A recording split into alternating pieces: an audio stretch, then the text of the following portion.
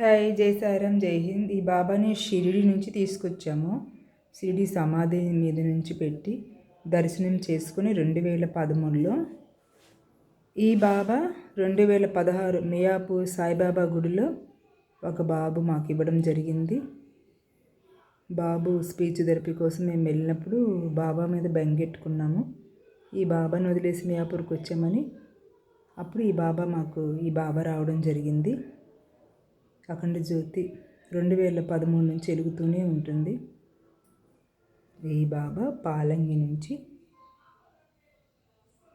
మా కుటుంబ సభ్యులు బాబా భక్తులందరం కలిసి చేసిన బాబా ఈ బాబా. చూడండి, షిరిడి ఎంతైతే గొప్పతనం ఉంటుందో ఇక్కడ తణుకు బాబా కూడా అంతే గొప్పతనం. ఏ బాబా అయినా గొప్పతనం ఉంటుంది. కాకపోతే ఎక్కడైతే ధర్మబద్ధంగా గురు చరిత్రను పఠించి ఆయన చెప్పిన దారిలో మనం నడుస్తామో బాబా అనేది ఒక నిధి మనకి. ఆ నిధిని మనం ఎంత జాగ్రత్తగా అయితే ఉపయోగించుకుంటామో అంతే మనల్ని శ్రద్ధ సబూరితో ఆయన చక్కగా చూసుకుని మన కార్యక్రమాలన్నీ కూడా చక్కబెడతాడు. ఇది బాబాకి ఇరువైపులా అద్దం ఉంటుంది. అద్దంలో నుంచి చూస్తే ఎంతో బాబాలు కనిపిస్తారు. చూడండి, ఇది నేను షిరిడీలో అఖిల భారతి అని మేము రూమ్లో ఉంటాము. ఆ పక్కనే వాళ్ళు దేవస్థానం ఉంది.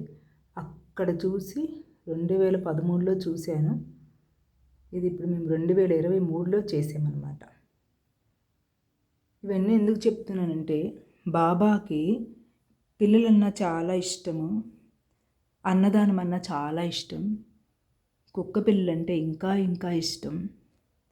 నాకు అంతకంటే ఇష్టం, మా తమ్ముడికి అంతకంటే ఇష్టం.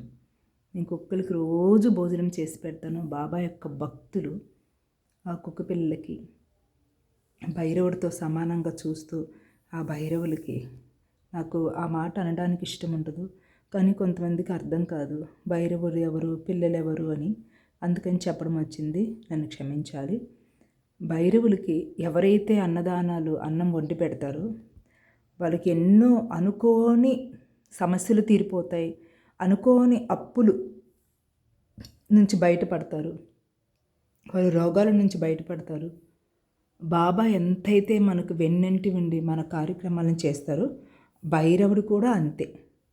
భైరవుడైతే ఇంకా మనకి ఎంత తోడు నీడగా ఉండి మనల్ని ఆదరిస్తాడంటే బాబాకి సమానంగా చెప్పుకోవచ్చు మనం.